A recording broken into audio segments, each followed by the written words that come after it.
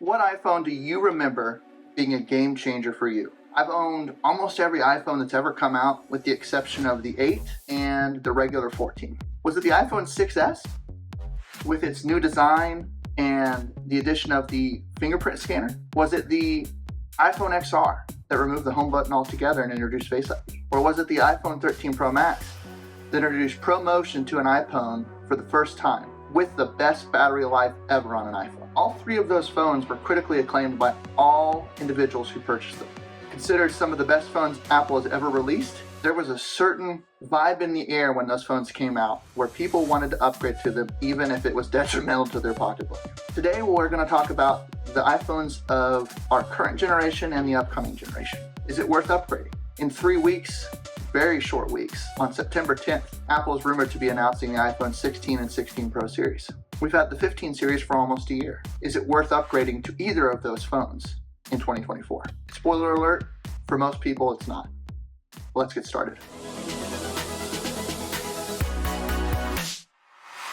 To get started, let's talk a little bit about what's coming to the 16 series, as well as what we have with the 15 series. From there, we'll move on to the reasons why I think you shouldn't upgrade, and we'll talk about some specific scenarios that may give you an opportunity to upgrade. But let's begin by comparing and contrasting the 15 to the 16 series.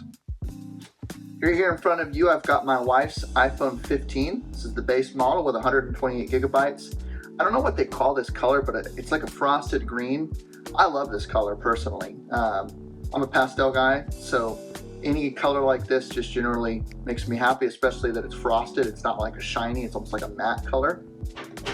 And then I've also got my iPhone 15 Pro Max here. Base model as well, 256 gigabytes. Both are awesome phones. Both are great for different types of people. My wife could never have a 15 Pro Max because the phone's too big. I could never have a 15 because I'm so used to ProMotion that going back would be just too hard for me. The 15's introduced really not a ton of major changes, with the exception of Apple Intelligence coming to the 15 Pros. In addition to that, the 15 Pro series got a titanium chassis, got a 5x tetraprism only on the Pro Max series, some upgraded cameras, and upgraded brightness.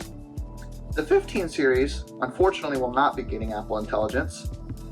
Cameras do get an upgrade, screen gets a little bit of an upgrade, and battery life gets a little bit of an upgrade. But overall, the jump between the 14 and the 15 really wasn't much. And I remember last year when I had my 14 Pro, I thought the same thing. I don't know if I would want to upgrade to the 15 Pro Max. I don't know if I'd want to upgrade to the 15. It just didn't seem like something that was interesting to me at the time because the disparagement between the 14s and the 15s were minor at best. With that point being in mind, the 16 series is a very minor change as well. Let's talk about what's rumored to be coming on the 16s. Well, first and foremost, on the base models, the biggest upgrade I would think in my mind would be the new capture button. If you look here on this phone, we've got the 5G antenna. On the new 16 series, there will be a capture button that will be in its place. Now the 5G antenna is not going away, it's just the location of the 5G antenna is going to change. The idea of the capture button is that on like a regular DSLR camera, you press and hold for taking the picture, or you light press to focus, as well as being able to slide left and right to zoom in and out. These are all things that are going to be coming to not only the 16, but the 16 Pro series. It's a cool upgrade in my opinion, but I think it's almost a little bit redundant considering that we already have multiple ways to access the camera from the iPhone, and that doesn't even include just the camera app. From there, the design's going to change a little bit. If you notice, like I mentioned earlier, we have this pastel colorway. It's going to be substituted for a more high contrast colorway where the colors are going to be a little bit more vibrant. Think iPhone 12 and 13 lineup where the colors popped. The iPhone 12 I'm filming on actually is product red. It's not a pastel red by any means. It is a bright red, fire truck red. A lot of people really had a lot to say about these pastel colors. In fact, there were a lot of complaints about the pastel colors being barely that color. You say it's green, but it's really just like a light white with a green shade.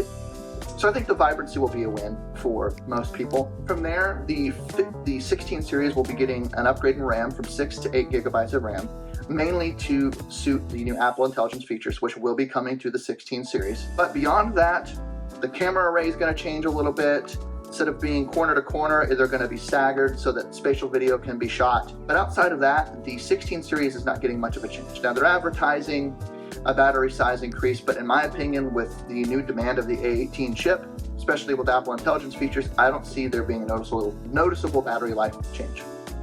Displays will be the same length and width. The 16 Pro series is going to get some upgrades, a little bit more noticeable than the base model 16. The 16 Pro series is also going to get the capture button. It will sit in lieu of the 5G antenna, like I mentioned. The camera array is going to stay the same design, but the ultra-wide lens is going to go from 12 megapixels to 48 megapixels, which is a great addition, especially because trying to shoot with that 12 megapixel lens in the dark, it really distorts things. So I think a 48 megapixel ultra-wide will be a huge win. They're advertising some other features for filming video that are really not for everyday user, so I wouldn't really say that they're a huge upgrade. But the biggest change is going to be the display size. We're going to have the biggest iPhone ever this year. We're going to go from 6.7 inch display on the Pro Max from 15 to 6.9 and 6.1 inch to 6.3 on the regular Pro. That also means they can fit a bigger battery.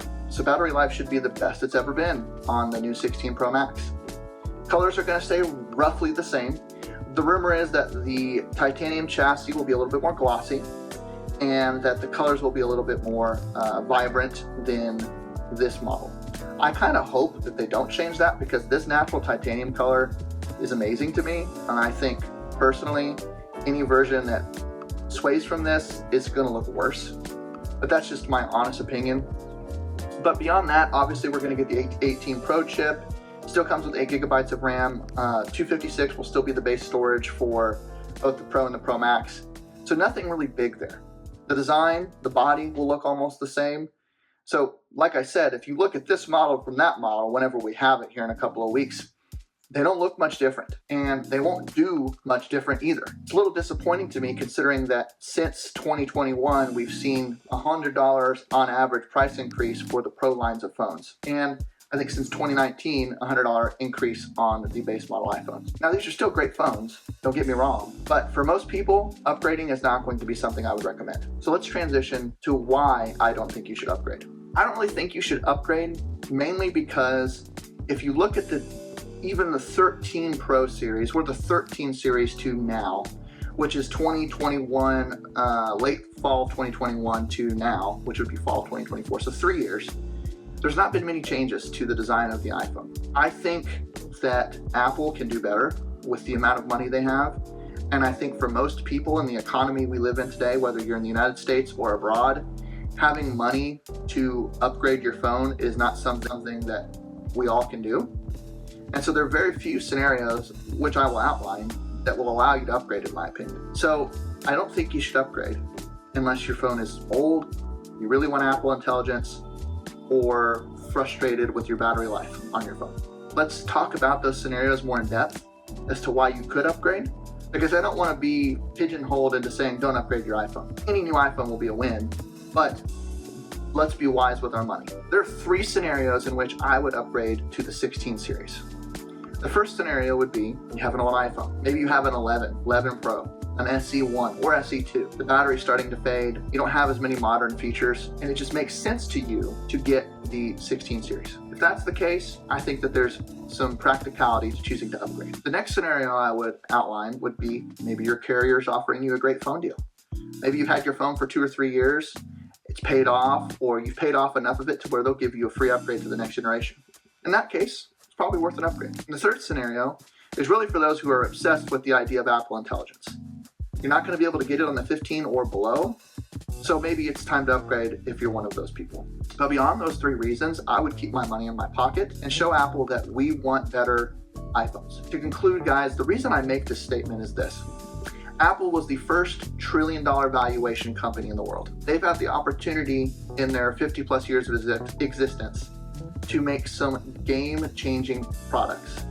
From the Mac to the MacBook Air, to the iPhone, to the Apple Watch, to the AirPods, products that have changed technology and changed our culture across the world. With that being said, I hold Apple to a very high standard for when they choose to upgrade their devices. And there's no doubt that the 16 and 16 Pro series will be awesome phones. But is it really worth upgrading if you've got a 14 or even a 15? I don't think so. Now, I'm personally going to be upgrading, so do as I say, not as I do. But I'm doing it for two reasons. Number one, it's going to be completely free for me to upgrade through my carrier. My iPhone 15 Pro Max is almost completely paid off. And for the channel, I would like to review the new iPhone that'll be coming out here in a couple of weeks. But if I didn't have one of those scenarios at play, I would not upgrade. My 15 Pro Max is more than sufficient. And I think if you really look deep down, unless you're one of the three people I mentioned, you probably would agree with me. That's probably not the time to upgrade. Guys, thank you for watching today. Thank you for paying attention. This is the 20th video, so super big milestone, super excited. I'm loving posting content to YouTube, guys, and you guys have really made it a fun experience. Like, comment, subscribe, and I'll see you on the next one. Have a good day.